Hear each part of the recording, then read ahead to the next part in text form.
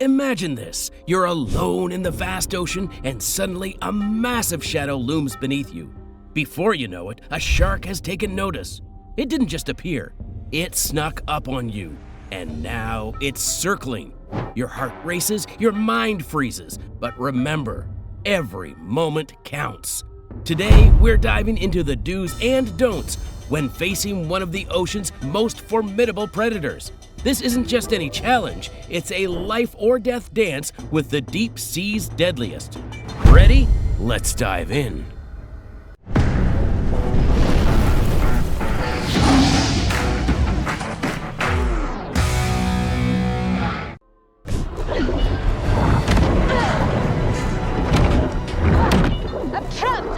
Ever since the iconic Jaws terrified audiences in 1975, the fear of a shark encounter has haunted the nightmares of beachgoers everywhere.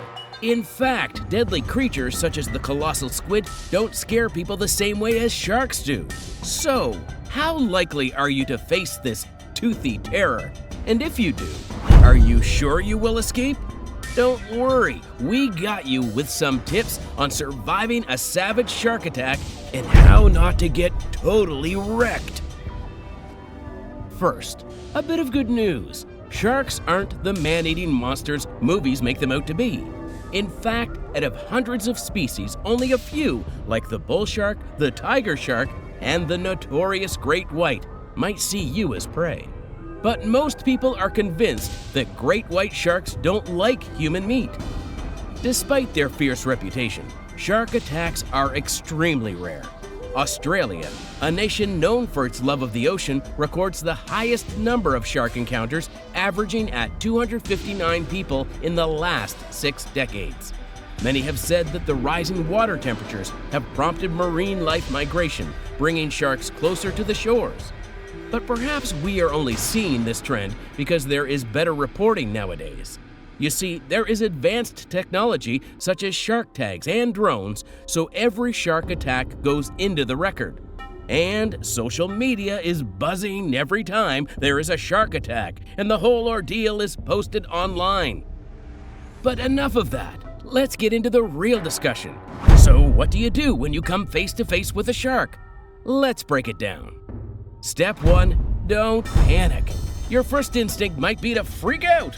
Well, obviously. But here's why you should keep your cool. Flailing around and making sudden movements will make you look like prey. So you want to distinguish yourself from prey as much as possible. Try to tread water calmly in an upright position or paddle away slowly if you're on a surfboard, because you don't want to be mistaken for the ocean's version of fast food. When that shark is swimming around you, it's simply checking you out to see whether you are good meat. If the shark is swimming in a zigzag motion, it's strategically searching for the best angle to attack. So this is absolutely not the time to play dead. Doing so could be the gravest mistake you make. And it might very well be your last. Remember, sharks favor the path of least resistance, preferring prey that won't put up much of a fight. So don't be the low-hanging fruit in the sea. Step 2, maintain eye contact. If the shark circles you, turn to keep it in your sight. Sharks are ambush predators. They prefer easy targets. Lock eyes with the shark, like challenging your sibling to see who blinks first during a standoff. Only this time, you really can't afford to lose. This staring contest is a show of dominance, and if you win, the shark might just decide to leave you alone. But what if it doesn't? Step 3, defend yourself.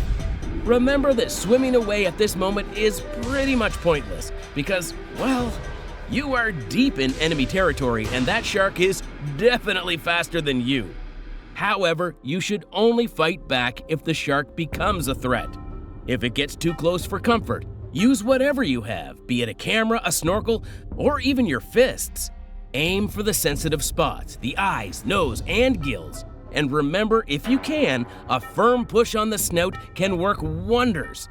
The shark's snout has millions of receptors in this area, which serve the main purpose of receiving electrical signals from the prey. And so, this area is highly sensitive. It goes without saying that giving the shark a firm push on its snout will momentarily deter and confuse it. If you ever try this move, remember that you have to push the snout firmly. You are not booping the shark. In some cases, these techniques might not work, and unfortunately, the shark gets a bite in. So, what now? Step 4. The attack.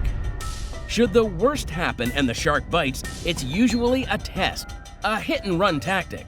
Now, before we begin, I want to console you with this little piece of information. Unlike a crocodile, which is likely to attack you until you are dead, the shark does not do this often.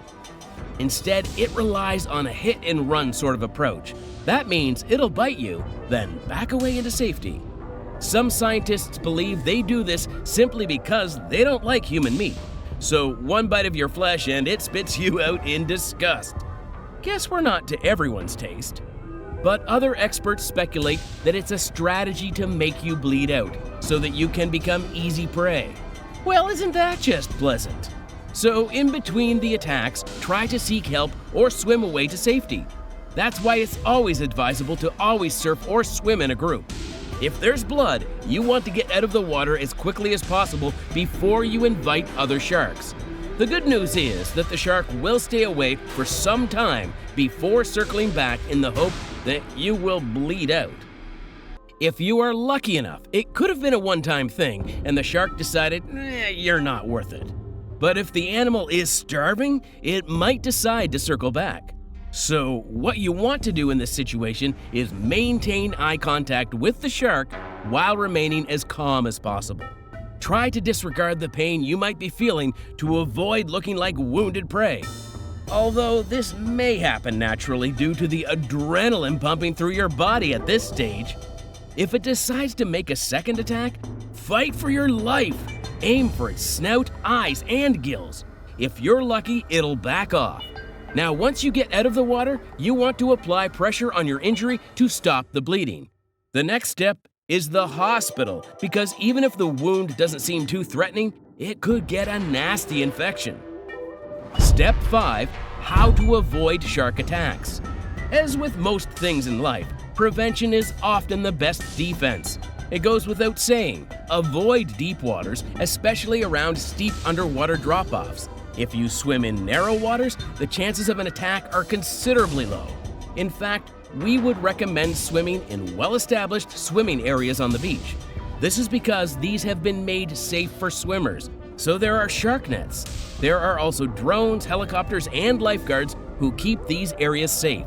If you decide to go into deep waters, you will most likely find yourself swimming with the sharks. You also don't want to take a swim during the dark, so whether it's dawn or dusk, stay away from the beach. This is because these are prime hunting hours for these apex predators, and unlike you, these sharks can see clearly in the dark. But that's not all. This might sound silly, but don't swim with jewelry. Shiny jewelry is likely to attract sharks from miles away. Not because they love the aesthetics, but jewelry is similar to fish scales, so you are definitely looking like a giant fish to the shark. Another thing you don't want to do is swim around boats. If it's a fisherman's boat, they could be chumming the water, which is like throwing fish into the water as bait. So if you go swimming around fishermen's boats, you become part of the bait. Now that you've got the knowledge to face down a shark, do you think you could handle it? Could you fight tooth and nail to survive in open water? Drop your thoughts and any survival tips you have in the comments below. Remember, the ocean is a wild place, but with the right knowledge, even its most fearsome creatures can be understood, if not avoided. Stay safe, stay smart, and keep exploring. Until next time, navigate wisely and don't get wrecked.